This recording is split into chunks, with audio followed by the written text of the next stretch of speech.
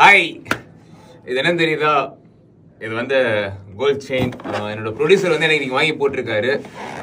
Fire பட director JSK sir. ஏன்னா எங்கே பார்த்தாலும் ஃபயர் பேர் வச்சு தான் வச்சோம்.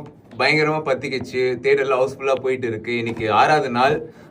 இப்போ தான் காசி தேட்டர்லேருந்து வர்றோம். ஷோஸ் ஃபுல்லாக போயிட்டு இருக்கு.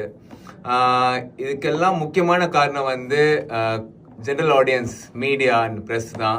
நீங்கள் இல்லைனா கண்டிப்பாக இந்த படம் வந்து இவ்வளோ பெரிய சக்ஸஸ் ஆகிருக்காது. நார்மலான ஒரு பர்சன், நார்மலான ஒரு பேக்ரவுண்ட்லேருந்து என்னாலையும் சினிமாவில் நடிக்க முடியுமான்னு நினச்சிட்டு இருந்த காலம் ஒரு 10 வருஷம் ஹார்ட் ஒர்க். பட் ஒரு நெகட்டிவாக நான் வந்து ஒரு ஷேர் பண்ணியிருந்தாலும் அதை வந்து இவ்வளோ பெருசாக அக்செப்ட் பண்ணி நான் தியேட்டருக்கு போனால் அவ்வளோ சியர்ஸ், அவ்வளோ சத்தங்கள். நான் எதிர்பார்க்காத ஒரு விக்ட்ரி இது என் லைஃப்பில். நான் பிக் பாஸ் ஜெயிக்கும் போது எவ்வளோ சந்தோஷமாக இருந்தேனோ அதை விட ஒரு 10 மடங்கு சந்தோஷமாக இருக்கேன். ஏன் தெரியுமா? நான் மாடலிங் பண்ணது, பிக் பாஸ் பண்ணது எல்லாமே ஒரு ஆக்டர் ஆகணுன்ற கனவுனால தான். அது இன்னைக்கு வந்து நினைவாயிருக்கு. ஸோ உங்களுக்கு எவ்வளோ நன்றி சொன்னாலும் இது பத்தவே பத்தாது.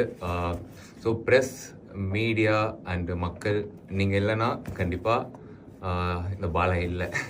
அண்டு எனக்கு பிக் பாஸில் ஓட்டு போட்ட பாலா ஃபேம், உங்களை என்றைக்குமே நான் மறக்க மாட்டேன். ஏன்னா அது நீங்கள் கொடுத்த லைஃப்.